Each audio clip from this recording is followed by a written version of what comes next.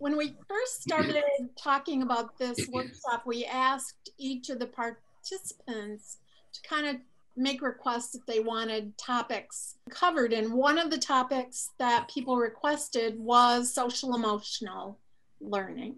So we decided that we would start out with that, and we'd share a little bit about what social emotional learning looks like and just the kinds of activities that fit under the different categories. But first of all, we kind of want to check in with you and see how you're doing. So we're going to introduce you to a little guy named Squash, and he is going to help guide you through kind of this next activity. So we want you to check in with him. So at the top of your screen, there's an annotating tool. Have you all used that tool? It should appear up at the top. It looks like a little pencil. And if you click on the pencil, you'll see some different tools that you can use. And I'm going to ask you to use the stamp. It should be about the fourth or fifth one over. Everybody see that? So I think we've all been struggling with the year that we've been having, just with, it's been a very unique year, and we've kind of had challenges and situations. And so Squatch has had them too, and these are some of the things that he's been going through. So I wanted you to take your stamp and kind of think about your past month or 6 weeks and see how many of these different moods you've had over the last little length of time. Where can you stamp that you've said, oh yeah, I felt like that, I felt like that, I felt like that. So just put a stamp if you see something you have felt. I think some I need to stamp about a dozen times. Yeah. We've kind of been through the gamut, haven't we? Did anybody miss stamping one of these that they still want to stamp? Let's go around and just give an example of one of these things that you felt and just how you kind of dealt with it. One of the ones that I stamped was the second row over to the far right, where Squash is on the computer. It's late at night. So when this first getting used to virtual was hard, I was up late at night just trying to make that transition. And so I had to literally, like, with a planner, plan out and manage my time. I had to write it down and stick with it, so I wasn't spending late night doing, work stuff, tasks. Yeah. So, I mean, that's a great social emotional strategy, is kind of managing your time and giving yourself a plan and trying to stick with it. And hopefully you've gotten a little more able to fit your work day into your work hours rather than working all night. So that's a really good strategy about self-management.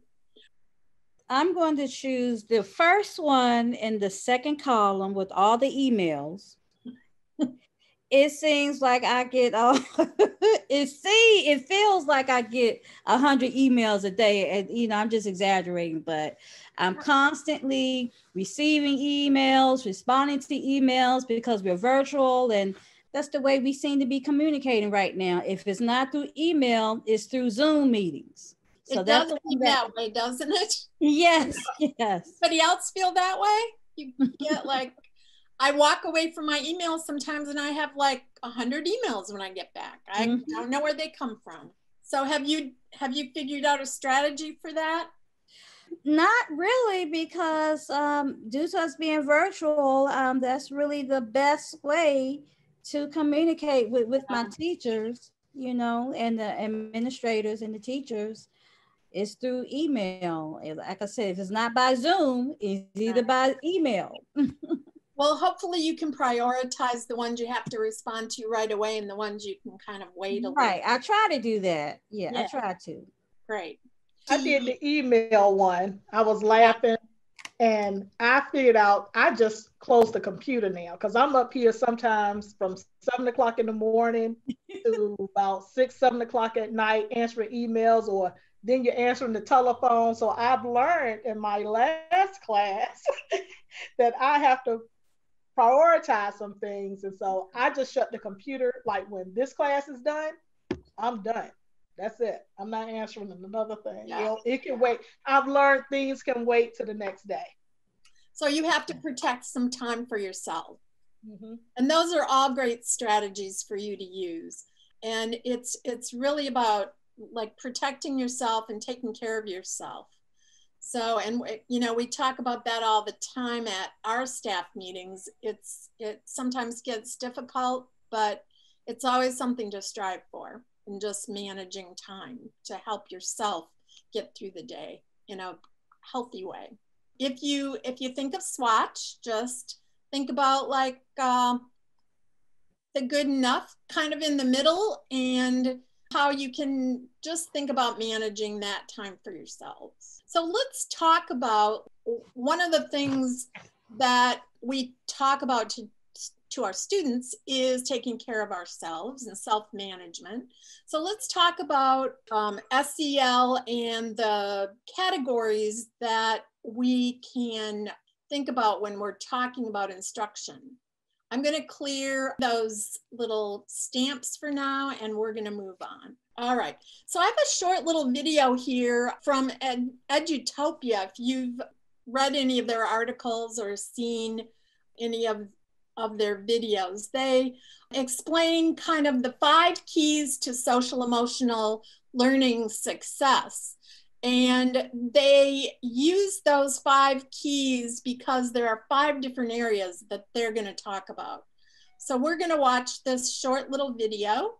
Social and emotional skills are the essential skills for success in school, work, and life.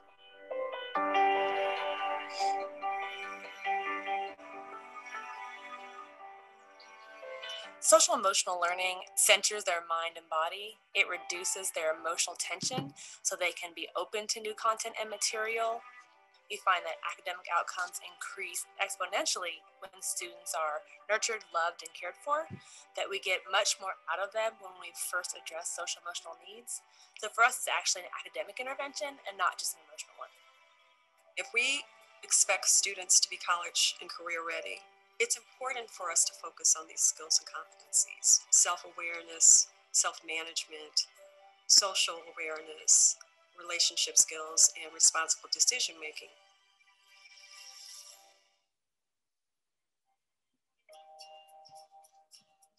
Self-awareness is the ability to identify your emotions, to be able to tie thoughts and feelings to behaviors.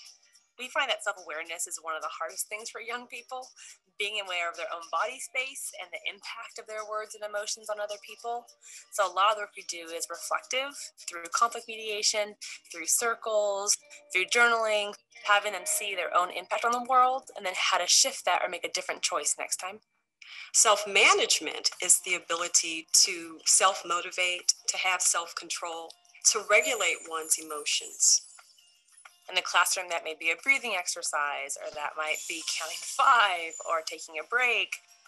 So with students who don't really know how to deal with their anger or don't really know how to resolve conflict, we're giving them a tool that helps them deal with it in a less stressful way.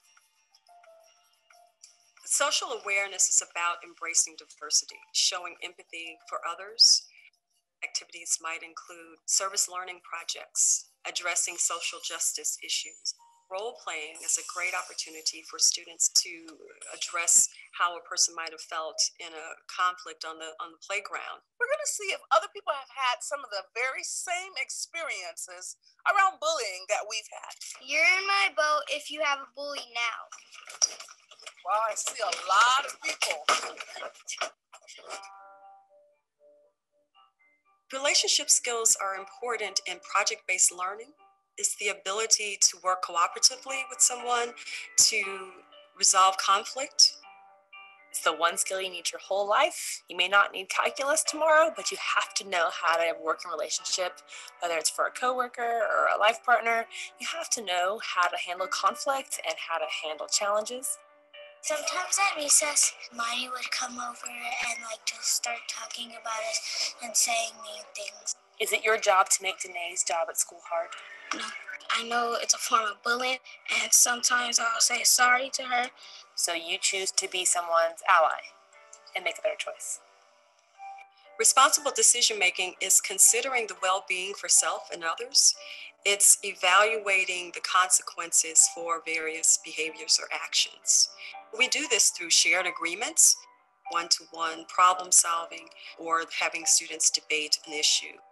If you were like, hey, Kashida, how much does an A cost in this class? And you like took out your wallet and, and I was like, I think $50 would work.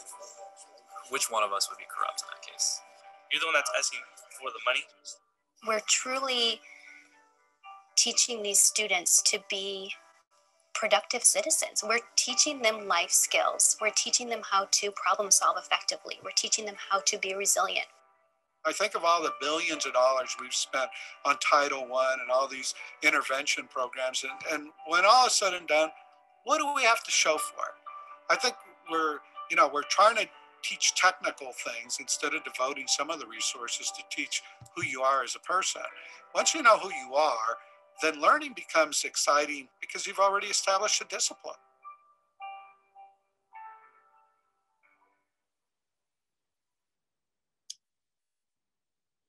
And I just was wondering how many of you have done activities similar to this in your classrooms, in your instruction, or have planned for these kinds of things in your instruction over the past few months? I haven't planned, but my school, I think the first 30 minutes of the day is dedicated towards social emotional learning. So they meet at the grade level, they view a video, they do talking about bullying, responsibility, what it looks like to be, I guess, a good student virtually. So they go through all those things every day. Right. Anyone else have like a formal social emotional learning? I think what impacted me when I saw this video was really just the kind of the simplicity of these activities and how they could be fit into the classroom pretty easily if you had some resources to kind of just remind you about what social emotional learning looked like and just some options.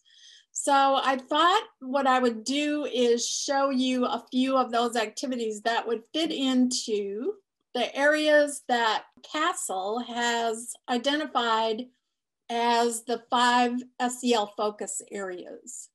CASEL is the group that the Virginia Department of Ed has teamed up with to provide social emotional resources for the state of Virginia. And most of the materials that you'll see out in the field that pertain to social emotional learning fit into these CASEL categories. So you'll see there's self-awareness and self-management, decision-making, and then social awareness and relationship skills. And they showed you all 5 of those areas in that little video real quickly. But we'll give you the link to that if you want to watch that video again and kind of take some notes about what they were doing.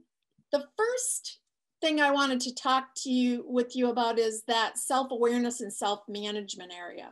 And it really applies to us as professionals as much as it does to students.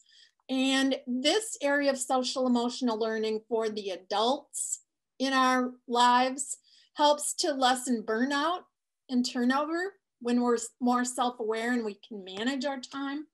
It increases job satisfaction.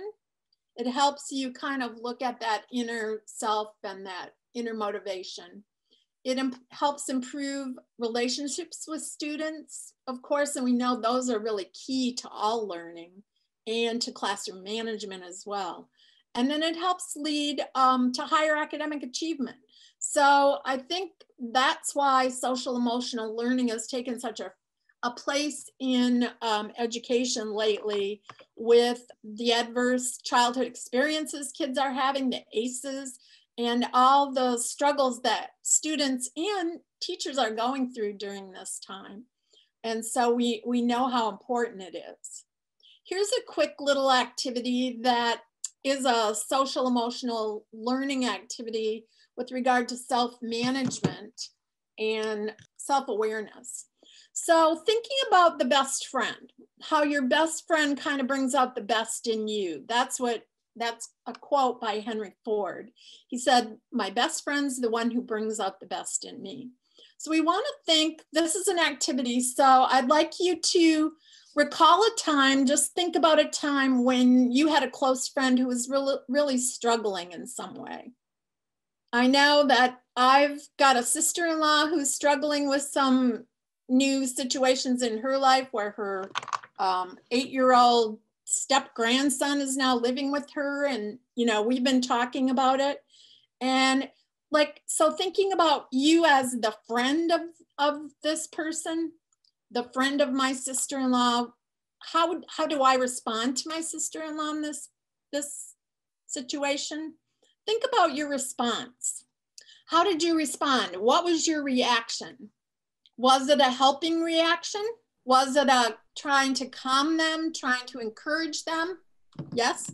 Thumbs up? Yes, I would say trying to calm and talk to them, to offer support, maybe give them some options to think about so that it doesn't look as daunting as it is once you sit down and talk with people, and just talk it out and just give them some options. And sure, like, don't be so hard on yourself. I'm sure you're doing the best you can, right? Kind of thing. So let's think about if you were your own best friend. When things get rough, think about responding to yourself as your best friend. And think about picturing, if this were my friend that I was dealing with and she was going through this, what would I say to her? What would I say to him? And then giving yourself that benefit of the doubt so that you are just being more supportive to yourself and helping yourself get through some of these rough times. So being your own best friend is one way to think about social emotional learning. The next one is an activity that fits into the category of responsible decision making. So it's kind of a what would you do in this situation activity. And how it works is it just helps you give your students practice making decisions. So you give the students kind of a list of situations that they could choose from. A situation such as there's a new girl at recess and she's all alone on the playground. What would you do or say to that person? And you let your students kind of make a decision and write it down on their own without sharing it with anyone, without working together with anyone. Then you put them in small groups and have them sit and discuss how they would each react and come to a conclusion, come to consensus. You need to teach kids how to come to consensus. You need to teach kids a little bit about active listening so that they can discuss things without judging each other, but they can all discuss how they would react and make a decision about how, if they see the situation, how they would respond. I think what I'm seeing about some of these activities is they're very simple and they don't take a lot of time. They're like things that you can do like in morning circle or, a morning meeting, or like when you have a little time before you go to lunch. So they don't have to take up an inordinate amount of your school day, but they're valuable little lessons that students can use in real life. See these activities as being helpful. I think one of my issues, I'm a co-teacher. I teach with a general ed teacher, is getting her on board to even want to do this. Sure. Well, that's I wonder an issue. if you could do it in small groups, like when you have like station teaching or something where you're working with a smaller group. Honestly, we're fighting just to get instruction in with our schedule. Sure. I think I would need to talk with her and maybe strike a compromise, because right now I was like in the morning, she does like a quick morning meeting, and maybe trading out one of her morning meeting to do one of these activities maybe once or twice a week.